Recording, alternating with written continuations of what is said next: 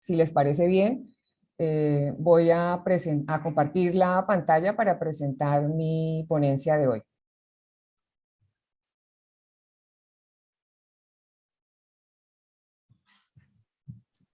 Por favor, me confirman si está saliendo en sus pantallas. Sí, señora, sí sale. Bueno.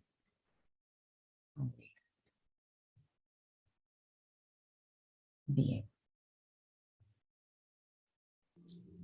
Bueno, mi nombre es Mónica Bretón García, soy estudiante de la maestría en semiótica de la UIS y hoy quiero presentarles los primeros resultados de mi investigación titulado El valor de la lectura como modalizador de prácticas de lectura de personas que ingresan a la educación superior en la UIS.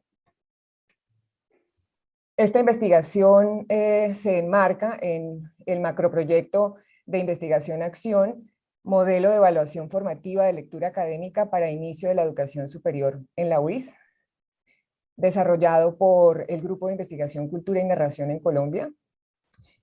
Y este macroproyecto pretende contribuir a la formación académica de estudiantes que van a iniciar la educación superior. Y para ello, pues diseña 3 instrumentos: la hoja de vida del lector, el ideograma de lectura y la defensa oral de un acto de lectura. Y yo tomo para mi investigación la hoja de vida del lector. Pretendo pues con esto responder cómo son las prácticas de lectura de personas que ingresan a la educación superior en la UIS. Y mis 2 grandes objetivos son caracterizar la identidad y las prácticas, la identidad discursiva y las prácticas de lectura de estas personas que ingresan a la educación superior. Y hoy me voy a enfocar en el valor de la lectura. Bueno, ¿qué es la hoja de vida del lector? Es un instrumento de evaluación formativa que permite reconocer las experiencias, los contextos, las actitudes, las formas de vida del lector, con el fin de que el profesor, el estudiante y la institución educativa tomen decisiones en torno al mejoramiento de las dificultades.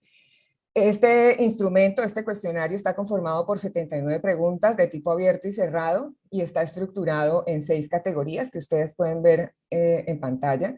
Y el archivo de la investigación está conformado por 273 hojas de vida del lector que han sido diligenciadas por los estudiantes que asistieron al curso Introducción a la Lectura Académica que ofrece la UIS durante el primer semestre del 2020.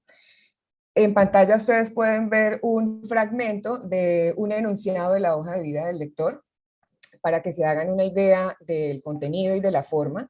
En esta pregunta se indaga por la disposición con la lectura a lo largo de los años y el estudiante debe justificar su respuesta. Bueno, particularmente el tema pues que les quiero presentar es el valor, y en semiótica hablamos de 2 valores, el semiótico y el axiológico. Y de la conciliación de estos 2, pues definimos el valor. Entonces, la lectura es portadora de un valor semiótico, está constituida por formas de la expresión y del contenido que la diferencian de otras prácticas.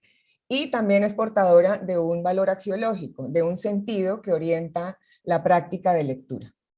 ¿Cómo surge ese valor axiológico, que es el que me interesa en la investigación? De la relación entre el sujeto y la lectura. Entonces, durante esta relación, el sujeto se siente de determinada manera, reacciona y proyecta su disposición afectiva a ese concepto que tiene de lectura y asigna una valoración positiva o negativa. Entonces, de este proceso de significación surge como resultado el valor. Y también de esa relación entre el sujeto y la lectura, el sujeto queda modalizado, queda condicionado a leer de un modo particular y configura su existencia semiótica. En el esquema que ustedes pueden ver ahora, quiero como estructurar mi proceder analítico. Yo parto de la teoría y de la metodología de la semiótica discursiva y tomo todas las respuestas enunciadas en la hoja de vida del lector que son referidas a las valoraciones del proceso y a la experiencia con la lectura. Y con ello pretendo indagar qué y cómo enuncian los sujetos su relación con la lectura, y rastreo las expresiones afectivas y las evaluaciones axiológicas. Y con esto pues puedo identificar los estados afectivos asociados a la lectura, la modalización y la existencia semiótica del sujeto, y con esto pues doy cuenta o develo el valor de la lectura, que es el modalizador de la práctica. Bueno, entonces ya pasando a los resultados, les mencionaba que son 273 hojas de vida diligenciadas. Hoy les voy a presentar el 84% de esas respuestas analizadas. Entonces, el primer resultado, el 15% de estos sujetos valoran la lectura como pasión.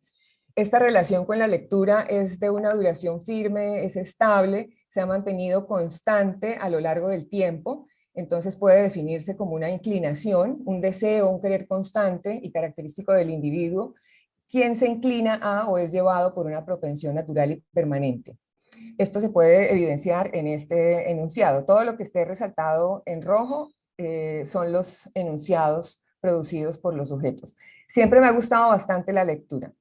Estas expresiones afectivas eufóricas, como las que ustedes pueden ver, es algo que disfruto, me apasiona lo que leo, me siento atraída, siento que me transmite alegría y motivación, un amor hacia la lectura. Y también podemos darnos cuenta de cuál es la toma de posición de los sujetos frente a la lectura. Es una postura abierta, orientada a leer nuevos y variados textos, independiente del propósito. Por ejemplo, siempre he sentido interés en estar leyendo, ya sea por entretenimiento o por obligación. Muchas veces me apasiona lo que leo. Hay una manifestación también del deseo de aprender sobre lectura. Me gusta mucho y quiero aprender más cada día. Los sujetos están modalizados por el querer. Son sujetos de estado que quieren leer y quieren aprender sobre lectura. Por ejemplo, cada vez quiero leer más y diferentes cosas. Siempre me ha interesado y gustado leer. Estoy en vista de nuevas oportunidades de mejorar y aprender nuevos hábitos y prácticas que mejoren mi situación. El querer constante de esta lectura está sobremodalizado por el saber. Entonces, esta inclinación hacia la lectura se funda en la creencia de que la lectura posee cualidades que le contribuyen, que contribuyen al sujeto, tanto en sus estados pasionales como en su cognición, ¿no? Contribuyen positivamente. Por ejemplo, leer me parece una actividad entretenida que va a aportar en mi formación. Y estos sujetos están potencializados porque creen en esas propiedades de la lectura y en esos beneficios afectivos y cognitivos que ellas conllevan, y esto quiere decir pues que están conjuntos al deseo permanente de querer leer y querer aprender sobre lectura. Son sujetos intencionados y motivados, es decir, quieren ser lectores competentes y quieren leer. Dice Greimas que el valor se encuentra en relación con el sujeto. Entonces, esta inclinación, este querer constante de lectura, fundado en esa creencia de que la lectura posee propiedades que le hacen bien al sujeto, da como resultado este valor de la lectura como pasión, y se puede definir como una atracción que sienten hacia una actividad que genera placer. Recording in progress.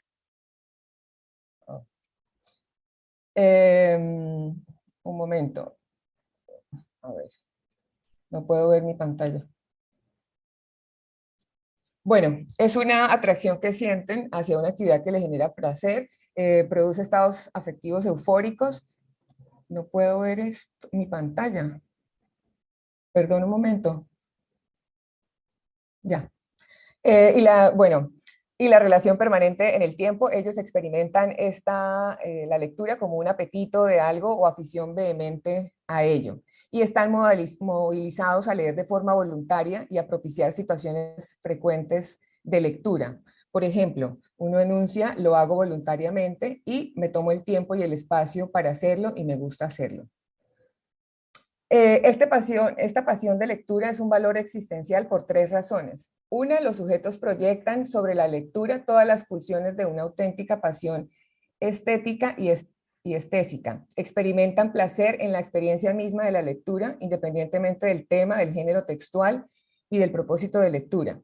Debido a que este valor existencial consiste, y aquí cito a Landowski, en gozar no ya en abstracto y como intelectualmente de la posesión de lo que se tiene, sino concretamente, sensualmente, intersubjetivamente e intersomáticamente de sus propiedades específicas, es decir, de sus cualidades intrínsecas. Y estos sujetos están dispuestos, intencionados y motivados a ser transformados por la lectura, porque esta experiencia de lectura la han significado como una relación dinámica que tiene el poder de afectarlos cualitativamente en su ser, de hacerlos ser otro distinto del que eran, de transformar sus potencialidades. Entonces, esta transformación experimentada por los sujetos la podemos ver en este enunciado en el que ellos justifican por qué sus libros favoritos. Estos libros me han tocado muy humanamente y me han ayudado a forjar la forma en la que veo el mundo. Otro de los valores identificados corresponde al 60% de las respuestas, es la lectura como fuente de intereses. A diferencia del anterior, que veíamos que era una relación permanente, constante en el tiempo, esta es una relación esporádica y está condicionada en función de la intensidad del sentir de los sujetos. Por ejemplo, no lo hago muy frecuentemente, además que casi siempre leo libros que me parecen interesantes o de mis gustos. Esta es una relación tensiva que da lugar a la acción de leer solo cuando en presencia de un texto hay reconocimiento del valor por parte del sujeto. El estado tensivo del sujeto puede interrumpir la acción si la intensidad del valor disminuye, en cuyo caso abandona la lectura. Leo lo que me parece interesante, pero en cuanto tengo un libro y empiezo a leerlo, si me aburre, lo dejo. Las expresiones afectivas identificadas pues son eufóricas. Estos sujetos manifiestan agrado por la lectura, pero no sienten preferencia por ella. Debido a que encuentra el gusto, sin embargo, no es una pasión. Y prefieren realizar otras actividades que llamen más su atención. Por ejemplo, siempre me ha gustado leer, pero a veces puedo dejarlo por estar haciendo otras cosas y olvido la lectura. Se motivan a leer cuando el texto los atrae. Solo ahí emprenden la práctica de lectura. Leo lo que me gusta. Y una vez ellos comienzan la lectura, si el contenido del texto no cumple las expectativas, pasan de la atracción al rechazo. No siempre termino los libros que empiezo, muchas veces los dejo a medias e inicio otra lectura porque siento que ya no me llama la atención. Durante la lectura, si los sujetos valoran negativamente los textos, pues esto produce estados afectivos disfóricos y modifican la disposición a la lectura. Me indispongo si el texto no es entretenido. Y esta indisposición pues los conduce a abandonar la lectura. He pasado por varios libros, pero algunos los he abandonado por falta de interés.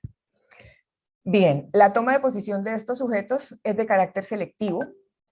El sujeto elige el texto que capte su atención, lo cual se observa en estos enunciados, en este enunciado condicional. Si el libro no me engancha desde el principio, no lo puedo terminar. La selección también depende del tema y del género textual en relación con el grado de complejidad del contenido textual. Si el texto es académico, muy específico, se me puede hacer muy pesado el proceso de lectura y termino por dejarlo. Estos sujetos están modalizados por el querer, son sujetos de estado que quieren leer textos de su agrado e interés, y en ellos prima el querer sobre el deber, y manifiestan rechazo por la lectura por obligación. Me gusta leer cosas de mi agrado, no que me obliguen a hacerlo. Y emprenden programas de lectura modalizados solamente por el querer, no por el deber. Y son sujetos virtualizados que están conjuntos al deseo de leer ocasionalmente, pues la motivación se caracteriza por la disposición selectiva hacia la lectura en función del reconocimiento del valor del texto.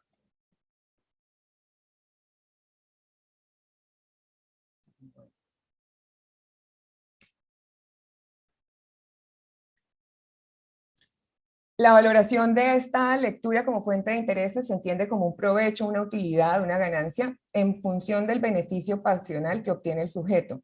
Es un valor funcional del sujeto, del cual el sujeto quiere apropiarse. Esta apropiación solo se realiza si el texto estimula y sostiene estados afectivos eufóricos en los sujetos.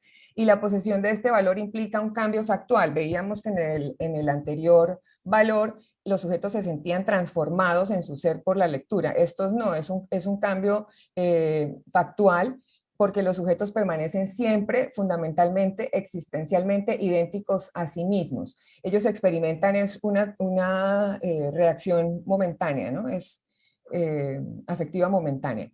Y por esta razón los sujetos prefieren otras actividades diferentes a la lectura, ya que los objetos, dice Landowski, aparecen en esta óptica como intercambiables, dado que se presentan como de igual valor.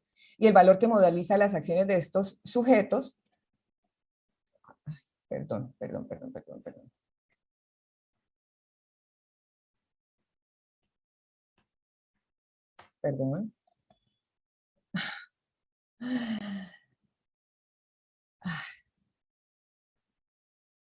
Bueno, el valor que modeliza las acciones de estos sujetos es el interés en función de la ganancia afectiva que obtengan y no del objeto que los sostiene. Y finalmente está la lectura como obligación, correspondiente al 11% de las respuestas enunciadas. Esta relación con la lectura está condicionada por el cumplimiento de responsabilidades académicas. Si debo leer algo, lo hago, pero por cuenta propia ya es poco. Y la relación con la lectura produce un efecto pasional de sentido en los sujetos. Ellos adjudican un valor negativo a la lectura, tengo una percepción de que es aburrido, y al adjudicar este valor negativo, pues experimentan emociones disfóricas, es algo que me causa aburrimiento. Y para estos sujetos la lectura es aburrida y esta evaluación axiológica produce desagrado. Realmente la lectura no es algo que me guste mucho. Están modalizados por el deber. Si debo leer algo, si debo leer, lo hago, cumplía con lo que debía leer, si tengo que leer, leo. Practican la lectura como medio para responder a procesos de evaluación. La mayoría de lecturas eran para notas o por obligación. Y esta modalidad del deber modifica la relación entre el sujeto y un tercero. En este caso, ese tercero es el colegio, que establece un contrato académico que el sujeto acepta y por tanto cumple las condiciones necesarias para concluirlo. Solo me dedicaba a leer lo que el colegio pedía, casi nunca buscaba otros libros o textos para leer por mi cuenta. Y son sujetos con una existencia semiótica virtualizada, caracterizada por la disfunción con el deseo de leer, pero en conjunción con el deber leer. El valor de la lectura como obligación se puede definir como un vínculo que moviliza a leer, establecido por una prescripción institucional que rige la voluntad del sujeto, quien aunque no le agrada la lectura, lee para responder a responsabilidades académicas. Y es un valor funcional porque la lectura forma parte de las condiciones necesarias para cumplir el contrato educativo. Y ya para terminar, pues quise hacer este esquema, esta matriz comparativa para que ustedes puedan ver los tres valores. Entonces, la inclinación de los sujetos que consideran la lectura como pasión es una inclinación, los de interés es esporádica y selectiva, y los de obligación está condicionada por el contrato educativo. La afectividad de los primeros es de un agrado permanente, de los de interés fluctúa entre el agrado y el desagrado, en función pues, de si el contenido textual los seduce o no, y la obligación es, ellos experimentan desagrado. Y son sujetos, los primeros, la lectura como pasión, están modalizados por el saber sobre el querer, los de interés, el querer sobre el deber, y los de obligación, deber sobre el hacer. Y la lectura como pasión es un valor existencial, mientras los otros dos son funcionales. Y la identificación de estos valores pues me ha permitido clasificar la totalidad de las respuestas enunciadas en la hoja de vida para continuar con el recorrido analítico que me permitirá pues caracterizar las prácticas de lectura y las identidades. Las referencias, muchas gracias. Es una ponencia compartida entre el doctor Ernesto de los Santos y su servidora, y el tema central es el proceso de enseñanza-aprendizaje desde la semiótica de la cultura. Entonces, ahí se está observando para todos la presentación. Solamente confirmar eso. Hello. Muy bien. Entonces, bueno, nosotros partimos de un constructo que hemos denominado la clase escolar, el cual sustentamos en ciertas perspectivas teórico-metodológicas que nos permiten abordar desde la complejidad y la transdisciplina el proceso de enseñanza-aprendizaje. Tenemos para ello el pensamiento complejo de Edgar Morin, la transdisciplinariedad con Basarab Nicolescu, y de manera más específica, pero articuladas para crear un campo desde la transdisciplinariedad, las propuestas de Haidar, Julieta Haidar, con el análisis del discurso y la semiótica de la cultura del Dodman.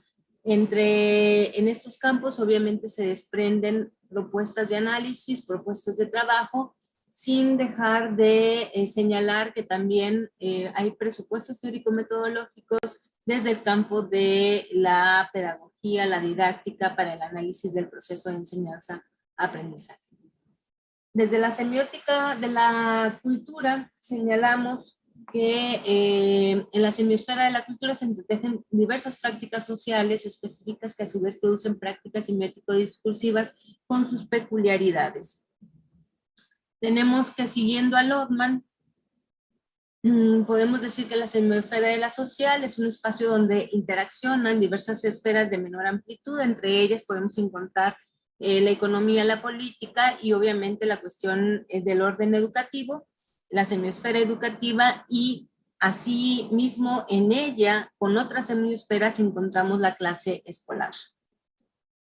Continuamos con la semiótica de la cultura, donde nos permite explicar los procesos de significación y de comunicación en la sociedad en general, pero muy específicamente centramos nuestra atención en la clase escolar, donde se da la relación, la interacción maestro-alumno en un aula física o virtual, y en el que se producen otros textos, como pueden ser los planes y programas de estudio, las producciones de los propios profesores y de los propios alumnos que permitan la coproducción semiótico-discursiva sustentada en la socialización de significados e intercambio simbólico.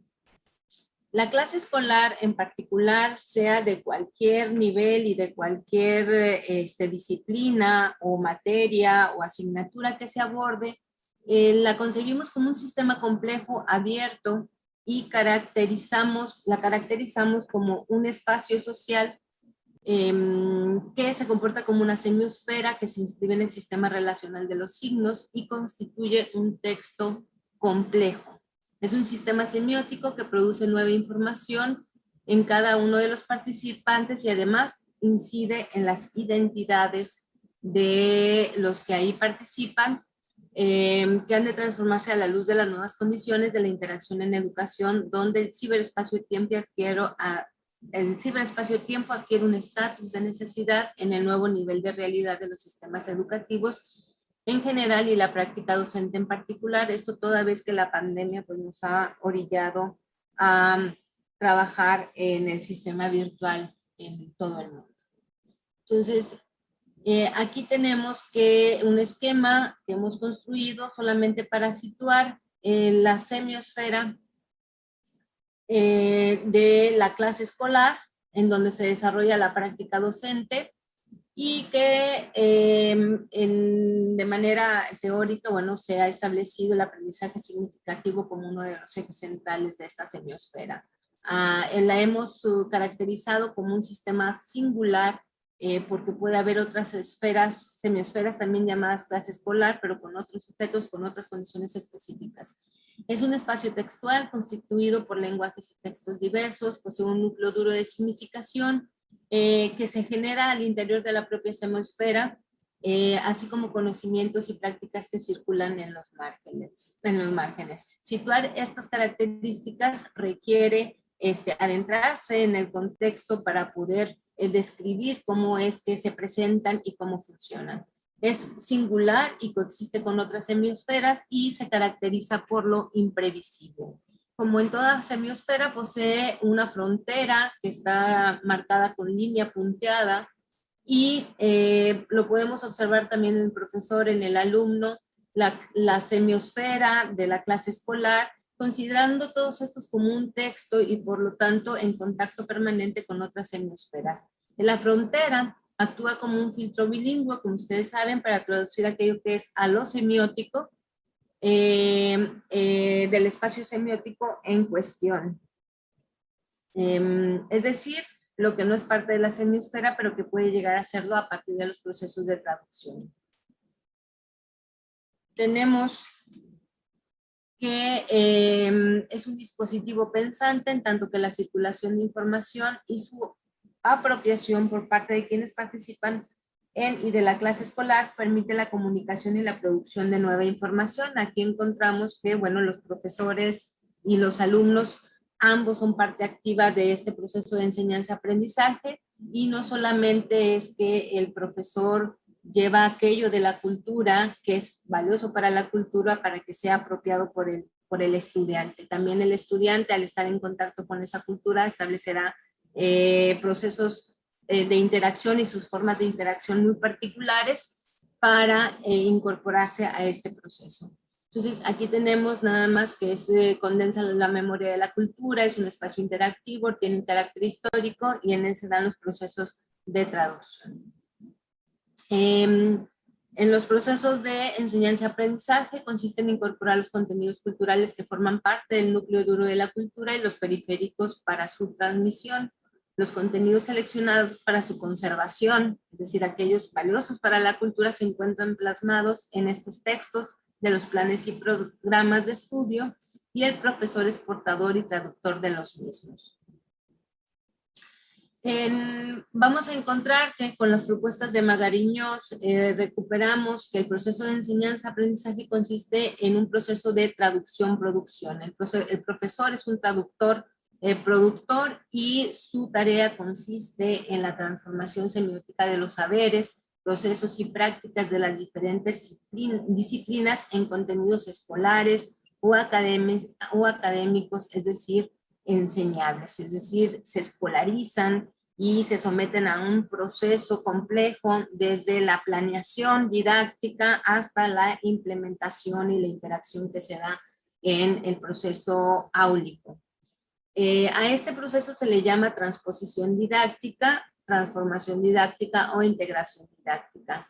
Y bueno, se desarrolla todo un proceso, como ya señalé, desde la recuperación del propio profesor de esos contenidos, desde las disciplinas o saberes culturales hasta el proceso escolar. Por su parte, los estudiantes son los intérpretes productores, quienes transforman por medio de estos procesos, mediante procesos de superación, sus esquemas de saberes, creencias, etcétera, que tienen su fundamento en su lenguaje primario, y son sustituidos por otros esquemas perceptivos generados desde los lenguajes de carácter secundario.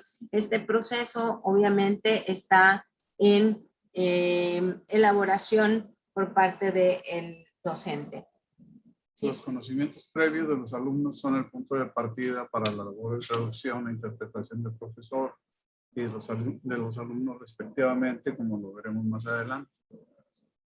Aquí tenemos en una gráfica el proceso ya de manera sintetizada para hacerlo más visible, y aquí entonces nos encontramos con que en los procesos de intervención que luego se han venido nominando como la transposición didáctica, parte de la base de los conocimientos previos que traen los alumnos, desde diversos pensadores que han desde sus teorías dado algunos soportes teórico-metodológicos para establecer este estado de cosas que ya trae el estudiante consigo, producto de su biografía, de su socialización en su mundo, con su familia, con sus amigos, con otras instituciones, y la propia interacción que se da en el centro escolar.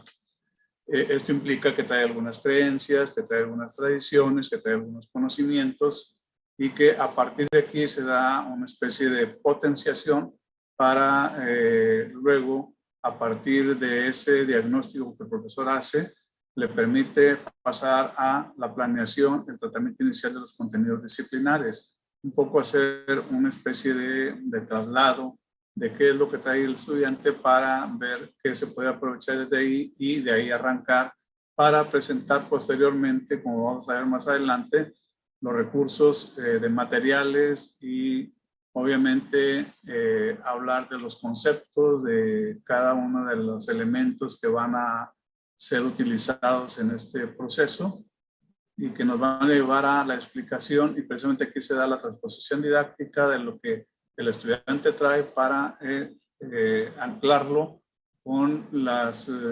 conocimientos ya de carácter científico o técnico, de los cuales se tiene que ir apropiando para poder ir avanzando en lo que conocemos como su zona de desarrollo real, y partiendo de su zona de desarrollo potencial como una posibilidad de elevar su conocimiento a otro nivel.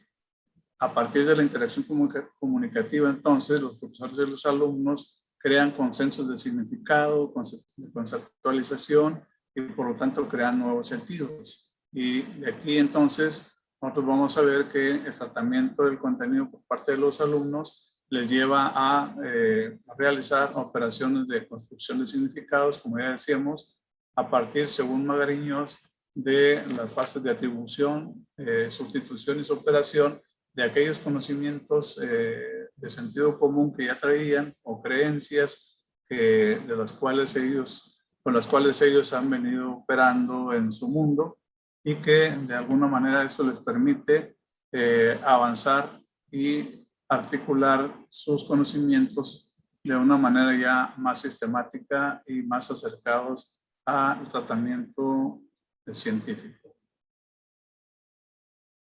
En ese sentido, entonces, la transposición didáctica que le presentamos aquí como un ejemplo es una clase de biología en laboratorio y el tema son las células, que sabemos que de entrada este tema es altamente complejo y dentro de este tema en general se aborda el de las células eucariotas y procariotas como clases de células que hay, sus tipificaciones que se dan a nivel científico. Aquí tenemos entonces que una profesora hace uso de recursos precisamente de distinta índole, como la pizarra, como el ordenador, materiales concretos como un huevo, una cebolla, el pincharse un dedo para obtener sangre como muestra, para luego en una fase posterior hacer un proceso de orientación hacia las técnicas de observación que los alumnos de los cuales deben hacer uso para que de alguna manera ahí los consensos, Hello, nice los conceptos to meet you. y los técnicos les permitan a los estudiantes apropiarse precisamente de aquellos conceptos, aquellos textos y aquellos diálogos de otra hemisfera que es la científica, pasarla a la propia que es en la clase escolar. Como veremos más adelante, tenemos entonces de manera sintética que desde la hemisfera científica pasamos a la hemisfera de clase a partir del dispositivo de transposición didáctica, que en este caso es una práctica de laboratorio.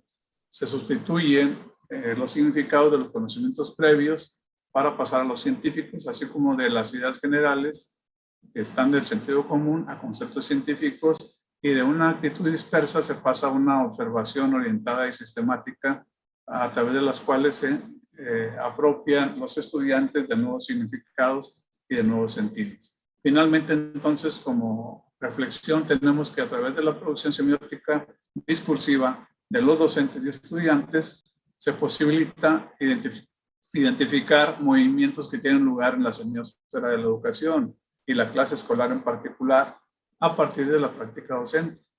Desde esta dinámica, estos agentes involucrados ponen en funcionamiento sus capacidades de observación, de registro, de contrastación de saberes teórico-técnicos, de socialización de significados y construcción de nuevos sentidos, como ya apuntábamos, que les permite acceder precisamente a un nuevo estado de conocimiento en espiral con relación a los temas discutidos en el salón de clase.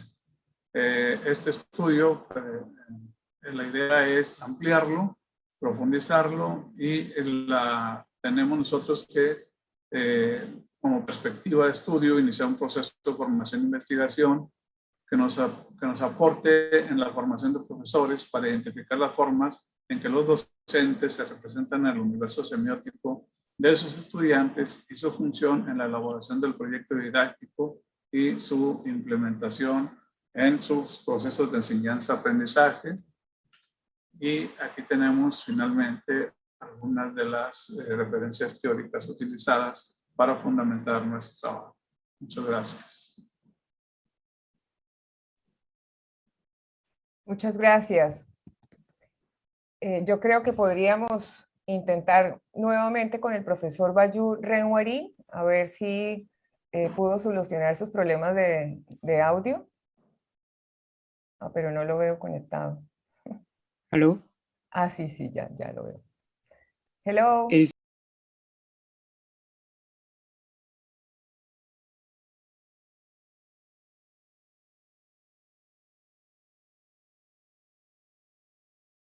And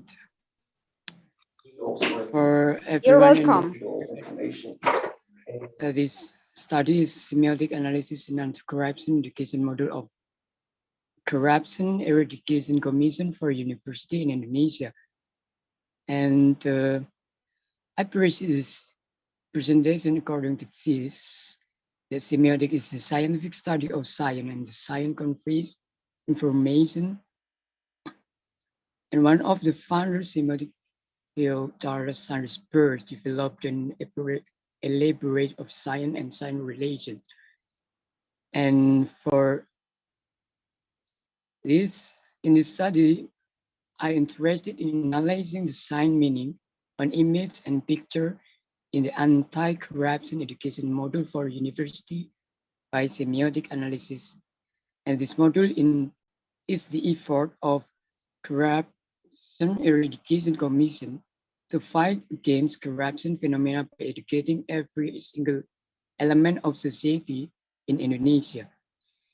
Corruption Eradication Commission not only did present this model by forming text with some instruction, explanation, and procedure of investigation of corruption, but it also provided model by illustrating visual image. The visual image such as a picture, image, and cartoon contribute the meaning order or playing their vital role and have a significant usage on the language. And the research gap in this research is what are the sign meaning found in the anti-corruption education model of Corruption Eradication Commission or KPK for university, according to semiotic theory of Charles Sanders Peirce. Related to the research question of the study, this research goes on the objective of the study to answer of the research question, that is to analyze sign meaning found in anti-corruption education model of KPK for university according to semiotic theory of Charles Sanders Peirce. And this study has limitation, and in the scope of limitation deals with the semiotic feature analysis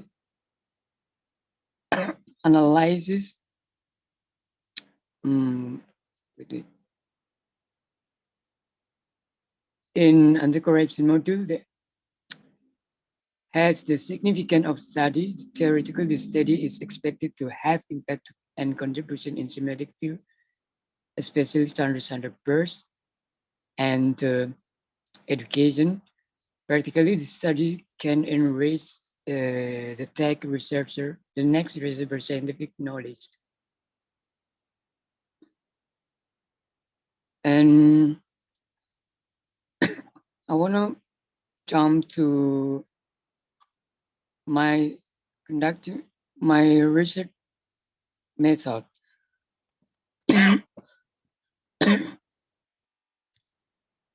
My research sense is the study to analyze that meaning through research theory by descriptive qualitative research.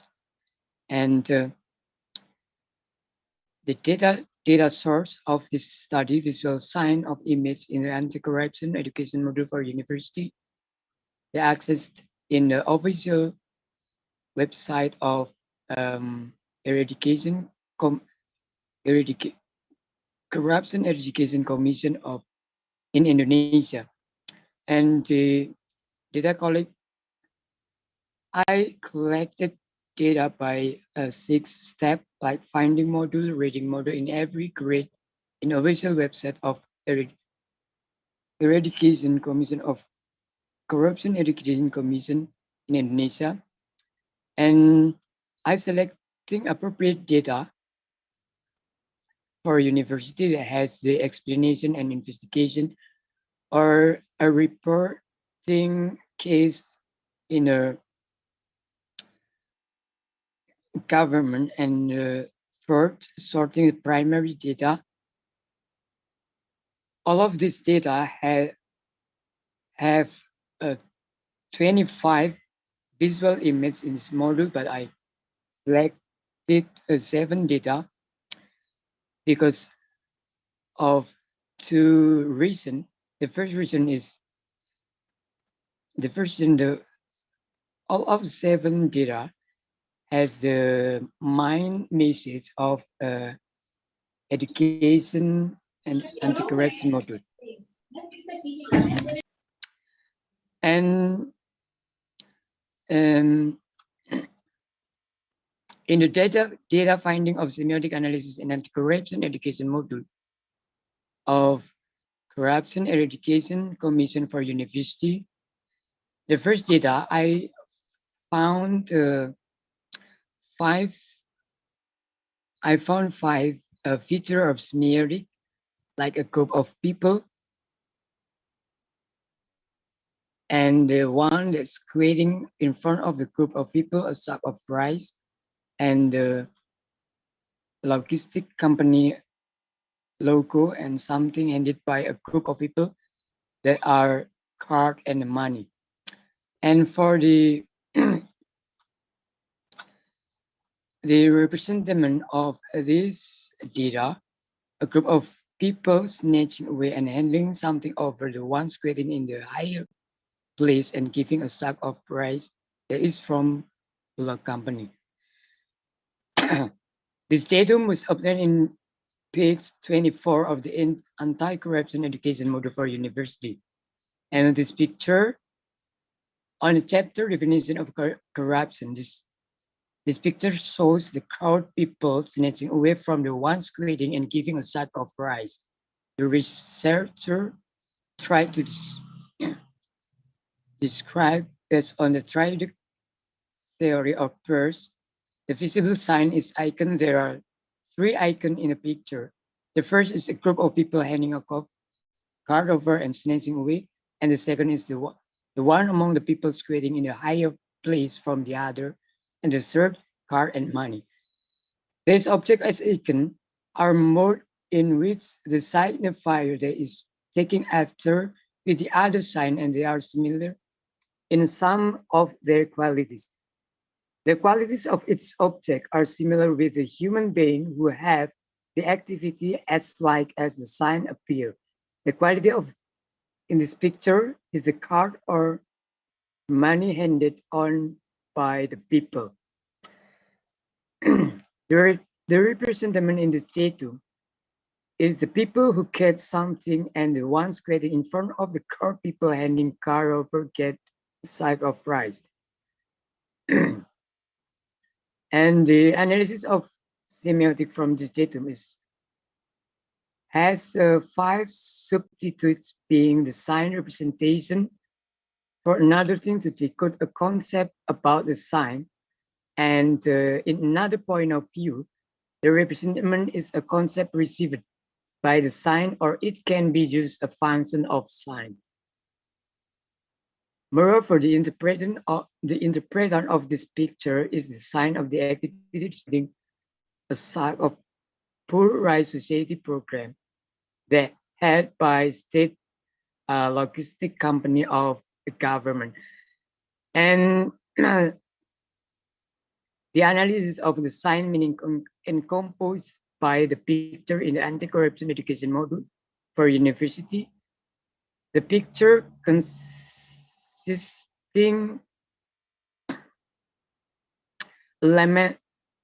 element of sign represented message or reason, and the author proposed the interpreting the sign. Moreover, the substantial aspect of semiotic analysis can be investigated by interaction between object, representation, and interpretation. And the research, I analyzed the sign meaning according to Peirce's trajectory, that the interpretation can be the sector, the logistic company of the government can be the sector of corruption in Indonesia through the Social and Welfare Ministry program. This picture giving a message or reason to share information about this case in Indonesia for the society. Additionally, this picture has compilation of activity that tends to add corruption. In anti-corruption education module for university, in chapter 1, The sign meaning in the picture deliver about the distribution of food access for poor program for logistic company become corruption practice. And the datum 2, this picture was taken in the anti-corruption module, the chapter factor causing corruption. The research, there are 3 icons and a symbol in this picture that shows the hand which put outside Indonesian currency from the envelope with an English caption, "Fight corruption is the one who helps build a better society." The sign appearance of this picture is icon. It can be seen hands, Indonesian currency, and envelope. The analysis of this object category as icon because both of the mark number 1, 2, and 3 has some qualities of what the picture appear. Icon is likeness that has a physical connection with what they represent to convey ideas of the things by imitating them. And the perceptible sign in this picture is the symbol that the researcher found in the anti-corruption education module of KPK. For university, the symbol can be realized in the mark of number 4. In English caption, "Fight corruption, be the one who have built a better society." This object category is a symbol due to the fact that the researcher confirmed symbols is conventional or common sign, which has associated with their meanings by usage such as linguists in general, namely most word, phrase, sentence, speech, or a specific language, alphabetical letter, or punctuation mark. And the representation of this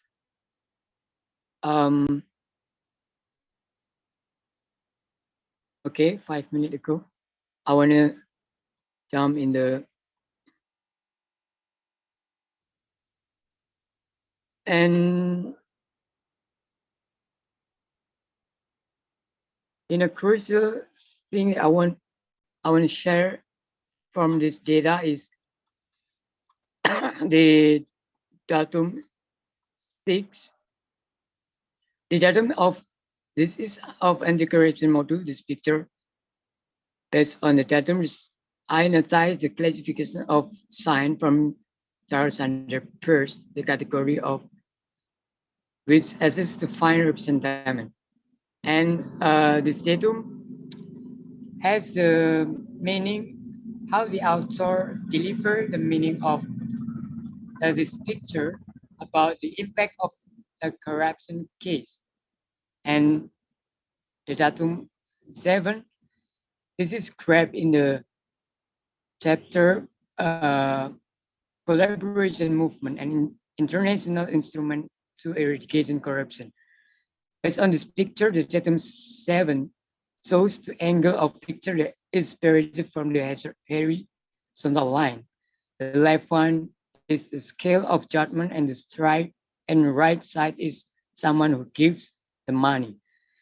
And the icon found in this datum, hands and Indonesian currency, they are identified as icon because of a similar quality of something in the datum 2, and the representation of this datum as scale of judgment, the hand out thing Indonesian currency from the envelope.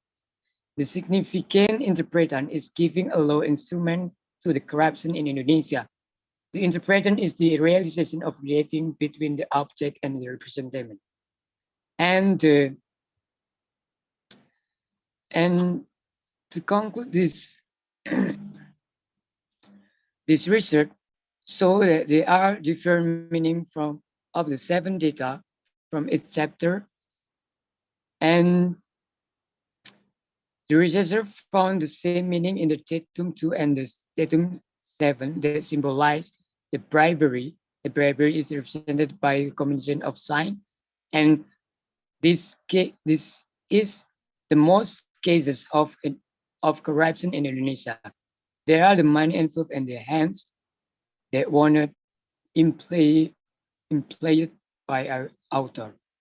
And in anti-corruption education model, use the film picture described to the topic and the chapter. Thank you very much, Natalie. And thanks for great attention for me. That is for me.